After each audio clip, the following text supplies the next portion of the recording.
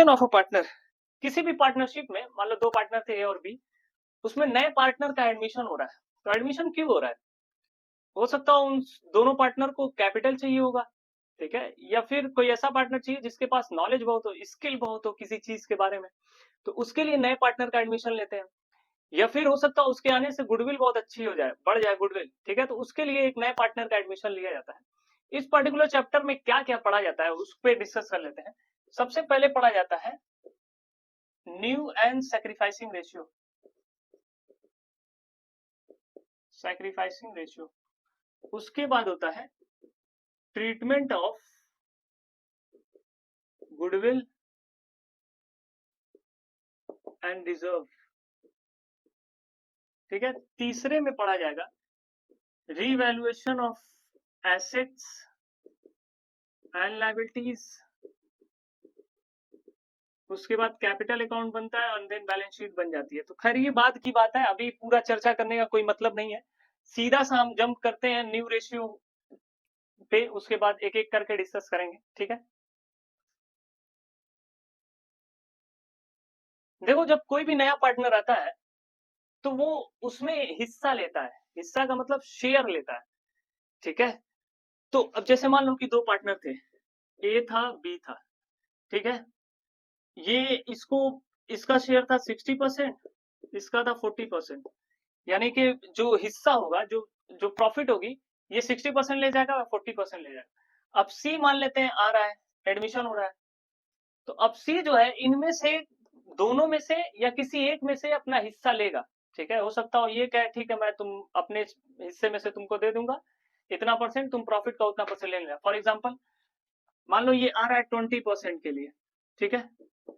तो अब इन्हीं दोनों में से कोई एक या दोनों सेक्रीफाइस करेंगे, मान लेते हैं दोनों 10% सेक्रीफाइस कर रहे हैं, ठीक है।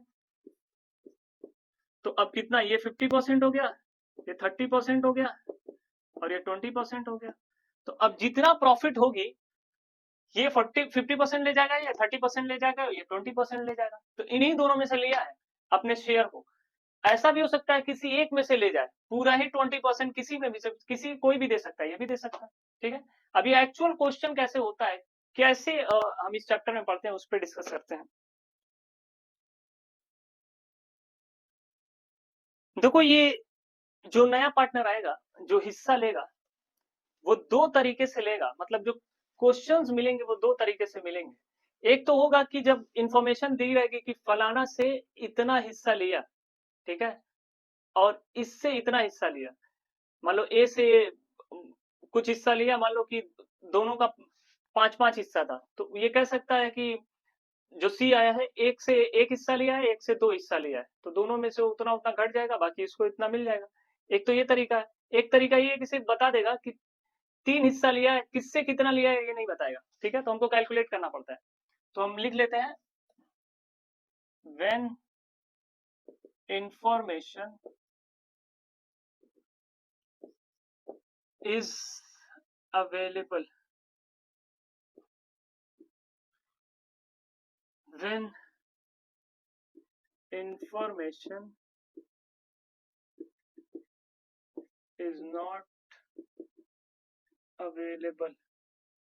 क्या मतलब है, जैसे मान लो कि ए और बी दो पार्टनर थे, इन सबों का जो रेशियो था वो मान लेते हैं 2:1 का था, ठीक। अब नया पार्टनर आ रहा है, या 1:1 मान लेते हैं, सिंपल रहेगा काटने में।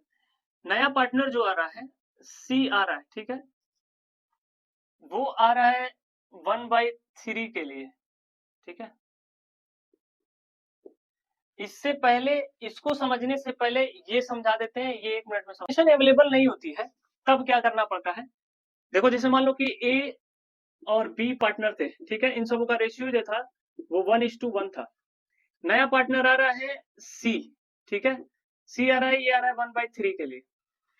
किससे कितना ले रहा है ये नहीं बता रहा है, इसको बहुत सिंपल वे में समझो। एक तरीका लेट करके समझने का, साइड करो उसको, देखो ये कितना हिस्से के लिए आ रहा है, 1/3 के लिए, यानी 3 में से एक हिस्सा इसका है, तो बचा हुआ हिस्सा इन दोनों का कितना है, 2/3।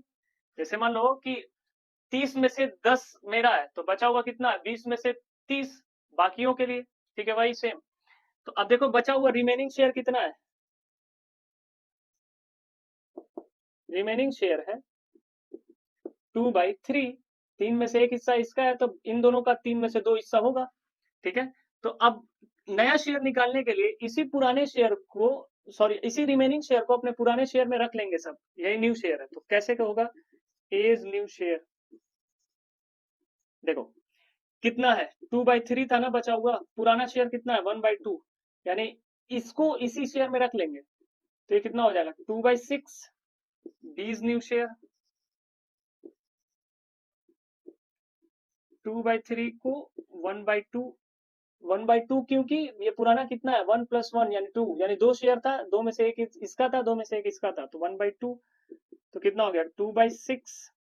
अब देखो तीनों का ए बी और सी का, ए का कितना है, ए बी सी का शेयर कितना है 2/6, 2/6, और इसका कितना है 1/3, सी का 1/3 है। अब देखो डिनोमिनेटर बराबर नहीं है, तो ये नहीं कह सकते 2:2:1 ना, क्योंकि डिनोमिनेटर बराबर करना पड़ेगा। तो डिनोमिनेटर बराबर करने के लिए देखो 2 से मल्टीप्लाई कर दो, ऊपर अगर नीचे 2 से मल्टीप्लाई कर रहे हो तो ऊपर भी 2 से मल्टीप्लाई करना पड़ेगा, तो सी का निकल के आएगा 2/6, ठीक है। तो ए बी सी का जो शेयर है 2:2 आ रहा है, इसको और छोटा कर सकते हो 1:1:1, ये आंसर हो जाएगा, ठीक है, ठीक है। इसको देख लेते हैं। देखो जब इंफॉर्मेशन दी रहती है कि किससे कितना लिया है, तो बहुत सिंपल हो जाता है। जैसे मान लो कि अगर किसी दो पार्टनर थे, ए और बी थे, 5-5 रुपए थे इन सबों के पास, सी आ रहा है और ये 2 रुपए ले रहा है और दोनों से 1-1 रुपए ले रहा है, तो 1-1 रुपया माइनस कर दोगे तो इन सबों का कितना हो जाएगा 4-4 रुपए, और इसके पास 2 रुपया, सिंपल। तो वैसे ही यहाँ पे बता दिया है कि किससे कितना ले रहा है, ठीक है।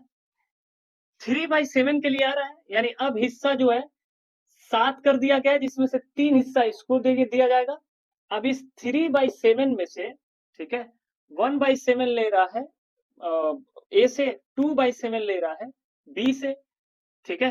तो अब कैसे होगा ये, सिंपल, जितना ले रहा है उतना घटा दो इन सबों के शेयर से। ए का कितना है, ए का पुराना शेयर देखो कितना है 1/2, माइनस कर दो 1/7, ठीक है, 1/7। बी का कितना है 1/2, और कितना देना चाहता है ये 2/7, ठीक है, माइनस कर दो।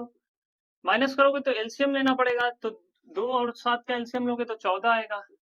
14 में 2 से डिवाइड करोगे तो 7, 7 एकम में 7, माइनस 14 को 7 से डिवाइड करोगे तो 2, 2 एकम में 2, 5/14।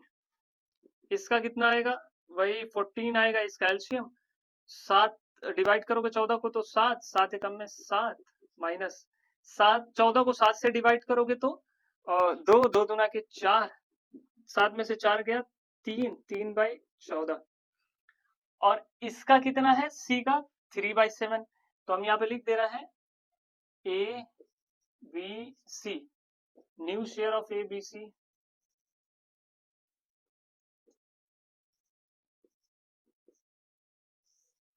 तो कितना है इन सबों का, देखो ये पहले ए का लिख लेते हैं 5/14, 3/14, इसका कितना है 3/7। अब देखो इन सबों का जो वो है डिनोमिनेटर वो बराबर नहीं है, तो इसका डिनोमिनेटर बराबर करो, तो 2 से मल्टीप्लाई ऊपर करोगे, 2 से नीचे, जितना मल्टीप्लाई नीचे करोगे उतना ही मल्टीप्लाई ऊपर करना पड़ेगा।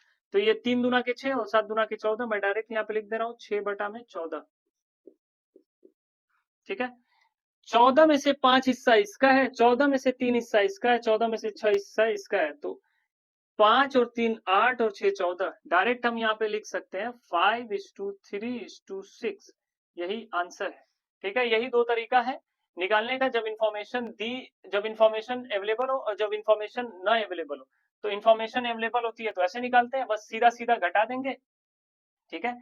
और यहाँ पे इंफॉर्मेशन नहीं दी थी तो रिमेनिंग शेयर को ही अपने पुराने शेयर में रख लेंगे जितना है, तो न्यू शेयर निकल आएगा, ठीक है। ये न्यू शेयर है,